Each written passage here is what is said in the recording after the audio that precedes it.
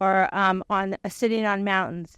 My prayer with my higher power tends to be very quiet, and it tends not to be in groups unless I am at an AA meeting, and then it tends to be in groups.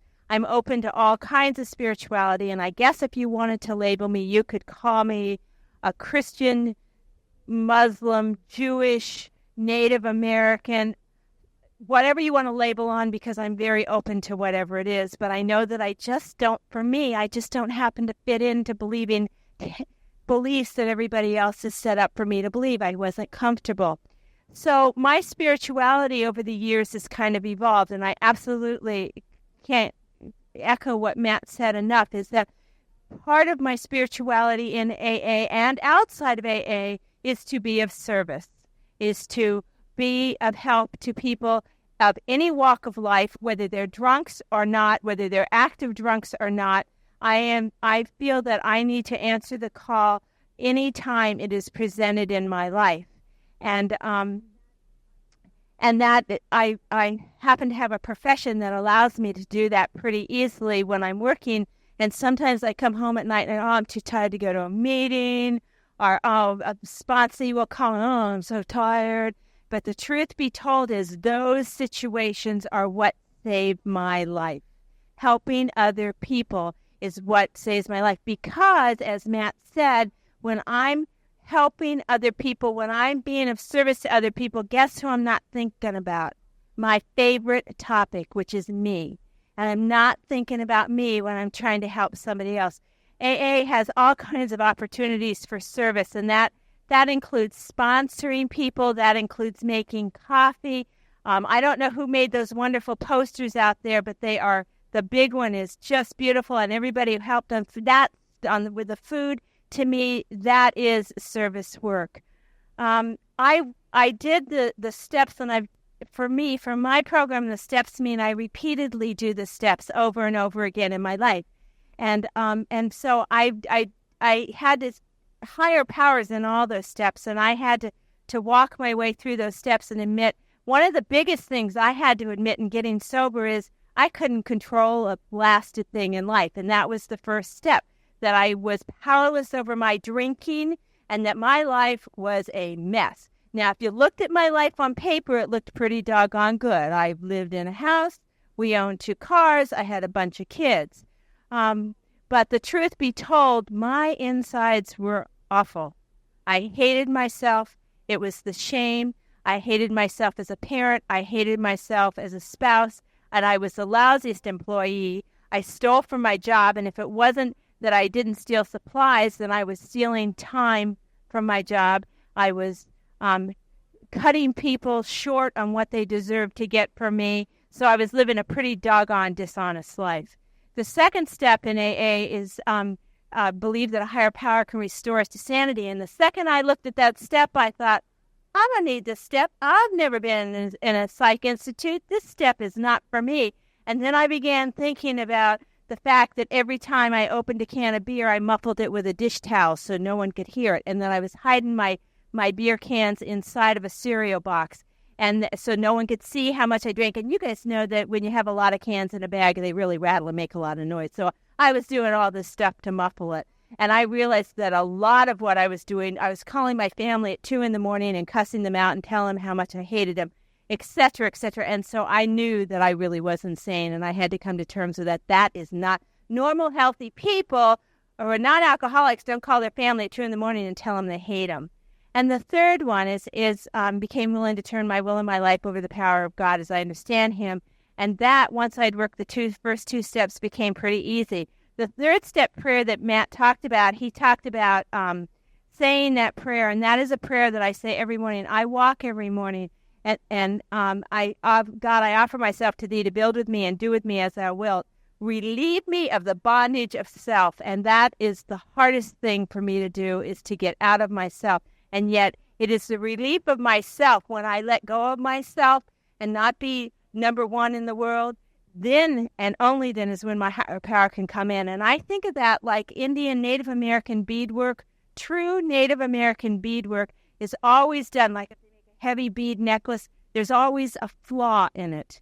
There's always a flaw in that beadwork. And the reason for the flaw is it is through the flaw that the Spirit can get in. The great Spirit can get in through the flaw. And that's how I like to think of my alcoholism, is that through my alcoholism, my higher power has been able to enter into my life. And so what I want to kind of sum up by saying, and I have absolutely no clue on time, what I want to sum up on and saying is, through working the steps and only by the grace of God staying sober, not for 22 years, but for one day at a time, because that's all I've really got. And I think I have a watch here. I'm just not paying any attention to it. Thank you. Is that it's allowed me to become the best me I can be. And even if there is no God, and even if I put all this energy into meditating and praying and there ain't nothing there, the bottom line for me, the absolute bottom line for me is I would still live and make the choices I make today regardless, because I really do want to be the most kind, caring person that I can possibly be. So it doesn't matter anymore. I struggled for years whether there was a higher power or not. I went and got a graduate degree to find out if there was a higher power or not. I attended different churches to find out if there was a higher power. I gave up the struggle. It doesn't matter anymore if there's a higher power or not. I happen to believe there is a great Spirit, but it doesn't matter because I want to stay alive.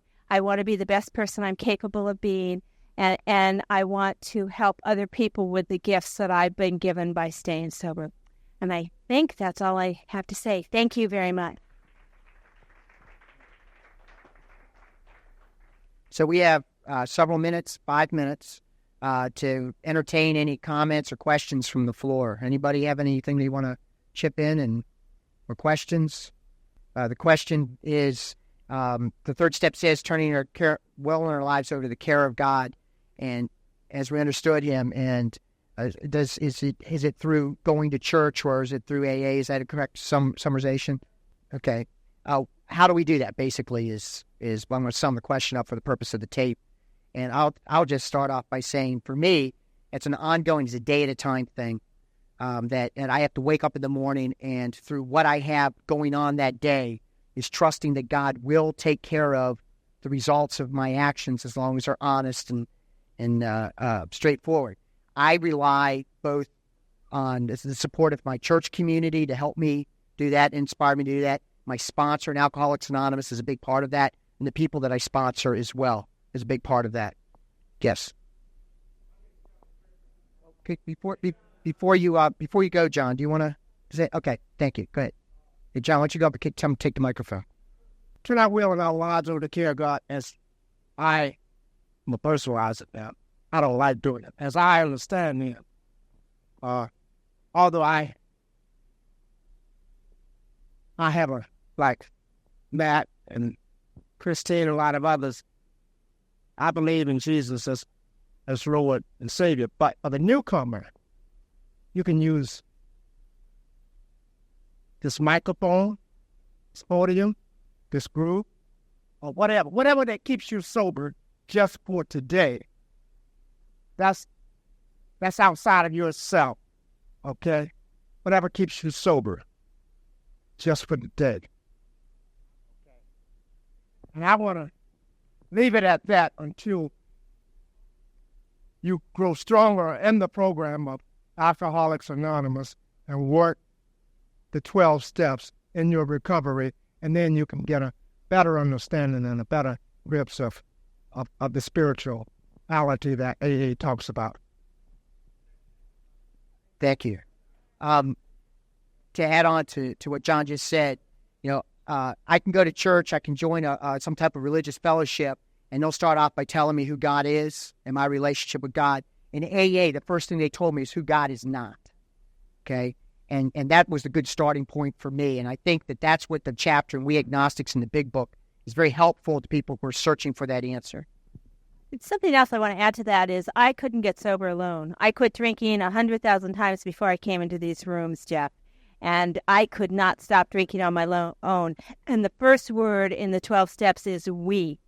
And so for me, the group became initially my higher power because they were staying sober and I couldn't. So initially that worked just fine for me because they were doing what I wasn't able to do by myself. Dave asked, how much prayer do you stress with your sponsees? And my response was a lot. but I pray a lot on Route 95, and there's certain spots on 95 when I'm driving, that I really kind of get a sense that, wow, I pray kind of throughout the day, and I'm not as good with organized prayer. I happen to say the 3rd-step prayer and the 7th-step prayer and the prayer of St. Francis every morning as I walk because it's kind of meditative for me, but it works for me. But I'm not as good on the knees stuff as other people are, and Matt clearly is much better with that. So I think it's just individualized. But I pray all the time, so... My knees are shot, so I don't get down on them anymore. I sit in a chair. I stress prayer more than anything else, all right? Prayer is the most important thing. There's absolutely no way I can relationship with anybody unless I speak to that person, period. And that's it. I mean, I can't have nothing to share if I don't open my mouth. So prayer, now the form of prayer is individualized, but doing it, no matter how you do it, is part of this spiritual program of recovery. And the big book is written. I mean, every step has prayer in it, period. Is there any other questions? Thank you for sharing. Or I came if I had known. The topic of acceptance is what Frank and I have been asked to speak on. And I'm here to tell you that I'm not an expert. I'm not an expert.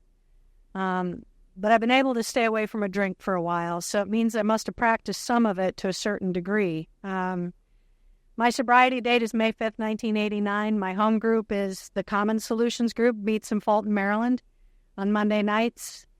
And I have a sponsor. I am a sponsor, and I work the 12 steps of Alcoholics Anonymous on a regular and continuous basis. And it is work. And I live the 12 steps of Alcoholics Anonymous, and that's really work. But I found that it's a lot easier than what I was doing before. We talk about we're all looking for an easier, softer way, and I got to tell you that chasing a drink and chasing a drug was the hardest work I ever did in my life. I paid more dues for chasing drinks, for drugs and alcohol, than I have ever paid earning an honest paycheck. The dues I paid for alcoholism include giving up my first child for adoption. I gave up my virginity for alcohol. I gave up my first marriage because of alcohol. I've given up my firstborn child, So I think those dues are high enough. I haven't done time. Not in somebody else's prison anyway.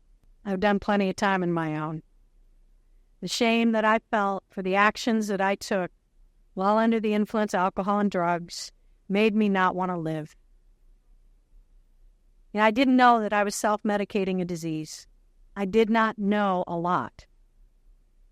But I knew that I didn't want to continue doing what I was doing. And I came to that point where it talks about in the big book where I couldn't imagine life with alcohol and I couldn't imagine life without alcohol. And after a failed suicide attempt, there was a little bit of acceptance there that I also knew I wasn't in charge of ending it. There might just possibly be something else I was here for. Over the years, I put down alcohol on my own in 1980. I did not pick up a drink again for 7.5 years, almost 8 years. Because I had fear of alcohol. I saw what it had done to my father. I was having those personality changes, the blackouts. I was a young mother, and I didn't want what I'd had. And the fear kept me away from a drink. But fear eventually fades for anybody. If you ever gone skydiving or whitewater rafting, you got that moment of intense fear. I'm sure you all have engaged in a few behaviors that were kind of scary. And within hours you're going, hell, that wasn't so bad. And we go out and we try to up the ante, push the envelope a little bit further. So when I got in here, after a relapse and a suicide attempt and the end of my marriage and a lot of dues, I changed states, I changed husbands, I changed jobs, I changed hair color. I changed everything that I thought I could about myself. And I still couldn't feel right on the inside, no matter what I did. The health food diet, volunteer work. I tried to be a goody two-shoes. I tried to be what I wanted to be. I faked it, and I faked it till it almost killed me. Because I could not accept that I had a problem with alcohol. I could accept everybody else's problem with alcohol. I understood my husband had a problem, my father had a problem, but I didn't think I had a problem because I wasn't putting it in my face anymore. But when you've tried to kill yourself and didn't succeed, you got nowhere else to go. I came into Alcoholics Anonymous, and I had a brainstorm. Because I still wasn't sure I was an alcoholic. I had blackouts, I drank alone, I drank in the morning. I could answer yes to all those questions, but they're all but. I had excuses for every one of those special situations and conditions that exempted me from those questions applying to me. And the fact that I still had the choice over the first drink made my disease believe, and convinced the rest of me that maybe I was an alcoholic after all. But then that left me having to look at, then those behaviors are who I am. That I am promiscuous, that I don't care about my children, and I'm willing, that I think beating my kids is okay. So it's a dilemma, because there was part of me that just didn't feel right about that. So I heard a definition of alcoholism that I couldn't run away from. And it's that alcoholics are people who, under the influence of alcohol, violate their own value systems. Damn. Because, see, I didn't care that I violated society's value system. They didn't understand my situation. So that didn't apply, that I broke laws. But I broke my own value system. I violated it over and over and over again. And I still did not want to be an alcoholic. And it says, we admitted we were powerless over alcohol and our lives were unmanageable. Wasn't sure about all that. But here's the brainstorm. I decided that it says that in step 12, having had a spiritual awakening as a result of these steps. So I figured something must happen between steps 1 and 12 that might open my heart and my mind to something else.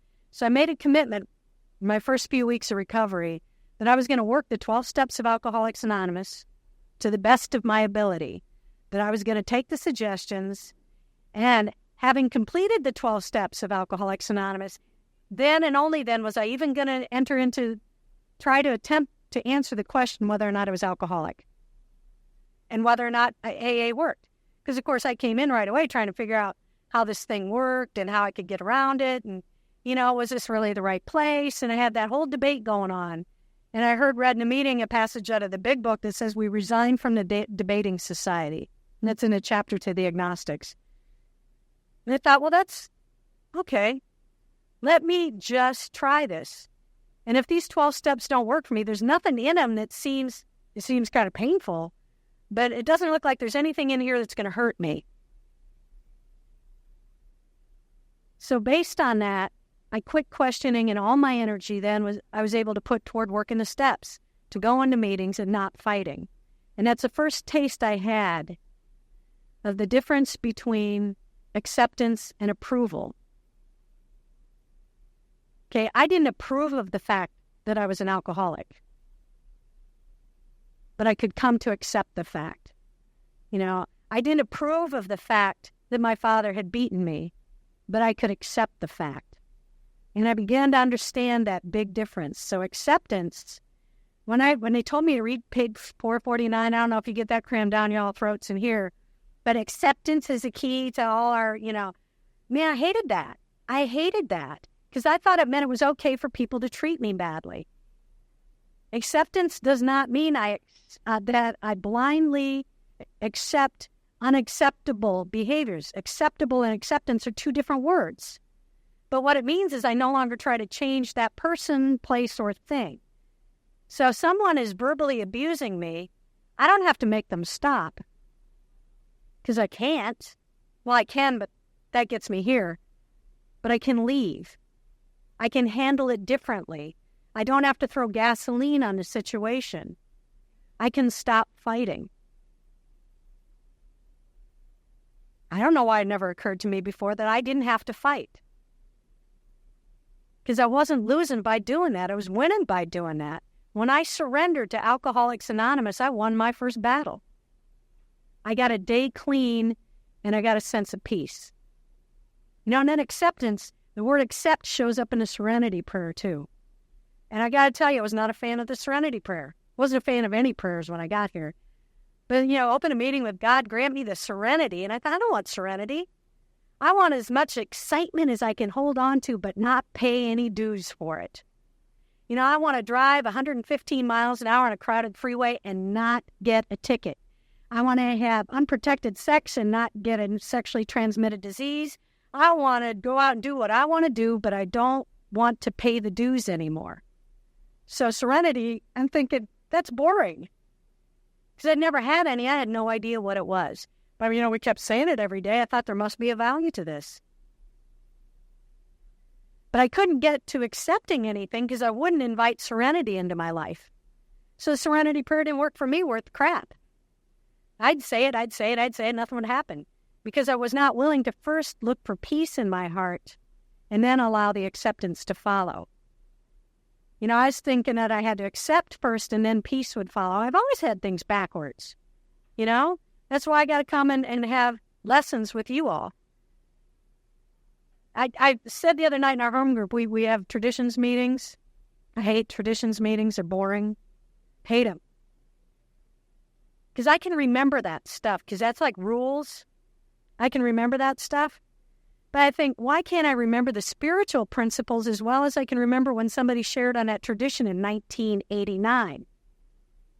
I don't know why that is, except I believe God does not want me to do this alone, and that I will forget without you. I will forget that my life is worth living. I will forget that I am not what I did. I will forget that I'm a child of God unless I come here and you reflect back to me what I see in you. I didn't expect to see young, handsome, beautiful people here. I didn't. Because I want to think of prisoners as bad people, as misfits. Yeah, the difference between you and me is I didn't get caught. I didn't break any fewer laws. I was dealing drugs at 15. I just happened to be raised in a part of the country where there's no law enforcement. There but for the grace of God. And I see in your countenance everything I see, a common solution. And everything I see anywhere I go when I open my heart to the grace of God and you open your hearts. I got goosebumps. This is the coolest deal I've ever had in my life. That a day at a time, I don't drink, and I got the world. I got the world. The trade-off is so simple, but it's so hard to get there. And thank you so much for letting me be here.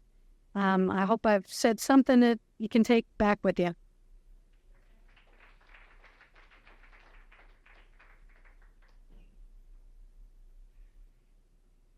Good evening, family. I'm Frank. I'm an alcoholic. By the grace of God and the Fellowship of Alcoholics Anonymous, I have not found it necessary to have a drink today. And that has held true for me since October 1st, 1991. My home group is also the Common Solution Group, which meets on Monday night down in Fulton, Maryland. And I have a sponsor. He has a sponsor. And I'm blessed to sponsor a whole bunch of guys in this program. And my reality is this program saved my life. As I was thinking about what we're going to talk about tonight, I got to thinking that what I think about what we're going to talk about tonight is not very important. It's just not. So I went to a higher authority. I went to Mr. Webster. And I looked up what acceptance means. Because you know what? I know what it means to me, but I don't know what it means. And Mr. Webster says the following is the definition of acceptance. A taking or consenting to take something offered.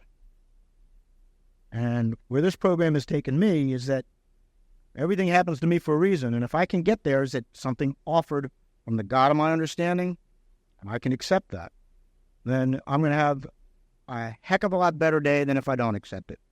Because my reality is whatever comes down my path, whether I accept it or not, it's already happened or it's going to happen. My accepting it or not accepting it is not going to change one thing other than the way I interact with whatever that situation is. I've got a 19-year-old ripping and running right now, and I don't like it, and it's painful for me, but I have very high acceptance of it. Because you know what? It's me. It's me a whole bunch of years ago. And, if he has this disease, he'll either find his way in here or he won't. And whether I accept that or not is irrelevant. Because, I don't have that kind of power. I used to think I did. But the hardest thing I had to accept when I came in the program, Alcoholics Anonymous, was that God didn't work for me, that I worked for him. My story is one of coming into the program on a pretty good roll as far as things are concerned, and having to gain acceptance of them as they went away.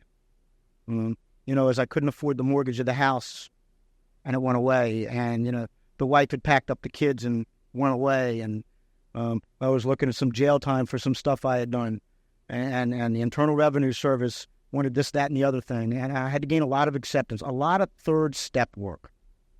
That's the acceptance step for me. The third step, when I put it into practice in my life, allows me to go through anything. I don't have to like it, but allows me to get to the other side. In our book of Alcoholics Anonymous, on page 449, which, Christy alluded to, and acceptance is the answer to all my problems today. When I am disturbed, it is because I find some person, place, thing, or situation, some fact of my life, unacceptable to me, and I can find no serenity until I accept that person, place, thing, or situation as being exactly the way it is supposed to be at that moment. Nothing, absolutely nothing, happens in God's world by mistake.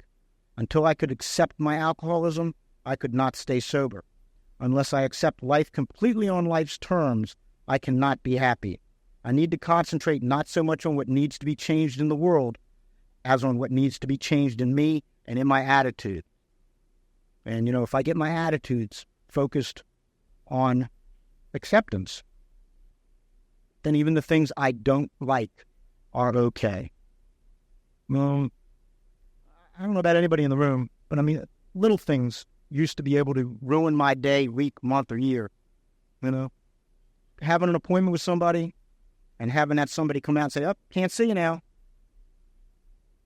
That would destroy me. And today, it's exactly the way things are supposed to be. And that 19-year-old is behaving exactly the way he's supposed to be, even though I don't like it. And business, romance, and finance, they're all the way they're supposed to be at any given moment. That's what acceptance is for me. It's got nothing to do with sitting around and just saying, that's okay, because I don't believe in that. I believe acceptance is more in going out and doing everything that's humanly possible on the right side of right, and sitting back, as some of my friends say, getting out of the result business. Okay? Do the action, because I don't believe let me rephrase, for me, sitting on my butt never accomplished anything. Get out and do it, and leave the results up to the God of my understanding. That's worked for me since October 1st, 1991. And I don't even like to contemplate where I would have ended up had I continued drinking the way I drank. Because I was a blackout drinker from the age of 13.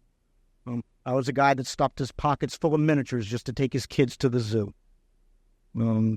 I did anything I could to escape whatever the reality I had created between my own ears. And today, I don't have to escape my reality. Today, I can look my reality right in the eye, even if I don't like it. Because I know that push comes to shove, I'm going to be all right when I come out on the other side of this. There's no situation that I can be put in that a drink's not going to make worse. Since I've been sober, I've lost my house, I've lost my family. My mother has passed away. My income has dropped by 9/10 and then gone back up and then gone back down and on and on and on. It just has. Acceptance is the key to my relationship with God today, page 452. And I'm reading it because I am by no means got a good memory. I never just sit and do nothing while waiting for him to tell me what to do. Rather, I do whatever is in front of me to be done, and I leave the result up to him. However it turns out, that's God's will for me. I must keep my magic magnifying mind on my acceptance and off my expectations. I want to tell you, it's quite an honor to be here and be a part of this. You are truly my family because for me, my alcoholism was a world of being all alone, a world of isolation, even in a room full of people.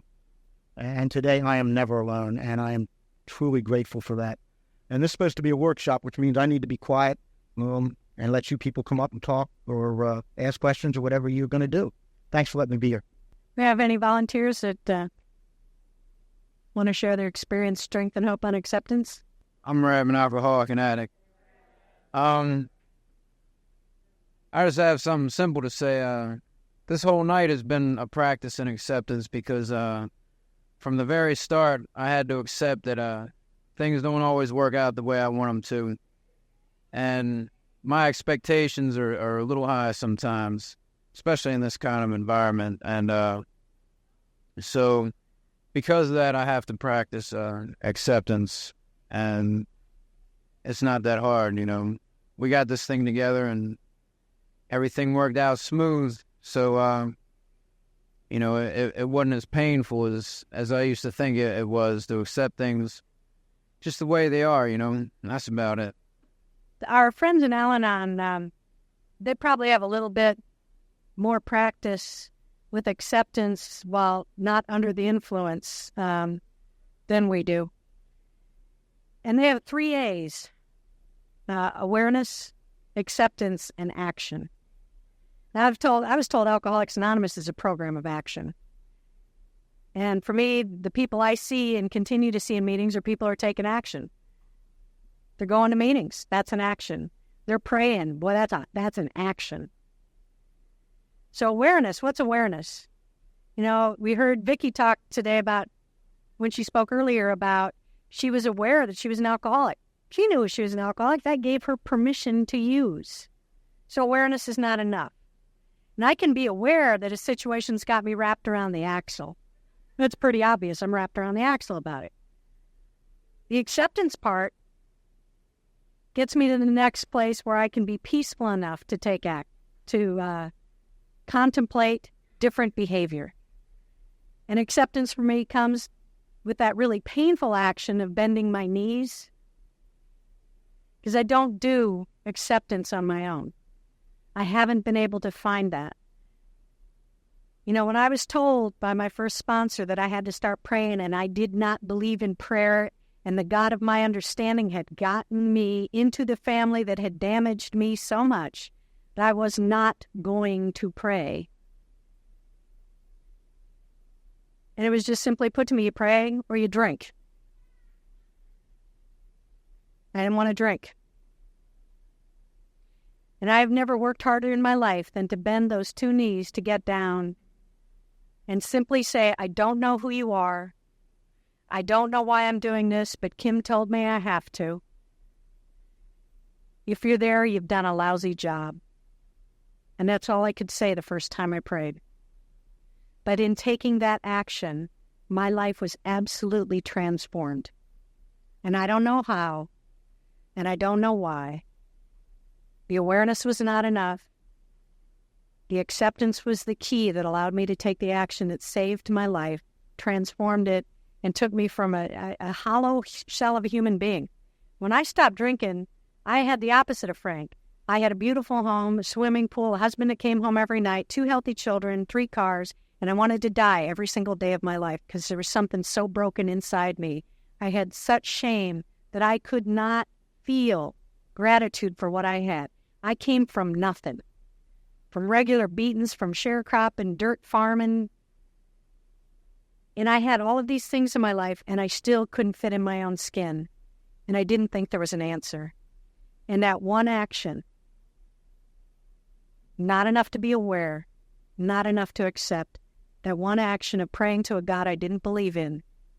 If you haven't done it, if you haven't gotten on your knees to do it, give it a shot. Because for everyone that I've encouraged, when they've finally done it, they go, oh my God, there's such a difference. And it's not because I believe God requires that we do that. I don't know what God requires. But I know that my ego demands that I remember who's in charge. And Frank said that. The first thing he had to accept is that he was not God, and that God did not work for him. I got over that hump of the third step when I changed the phrasing just a little bit, because, we do that. God is I don't understand him. Because as long as I was trying to understand God, I was still living in my head, I was still engaging my intellect, and I wasn't living in my heart. Anybody else have anything on acceptance they'd like to share? All right.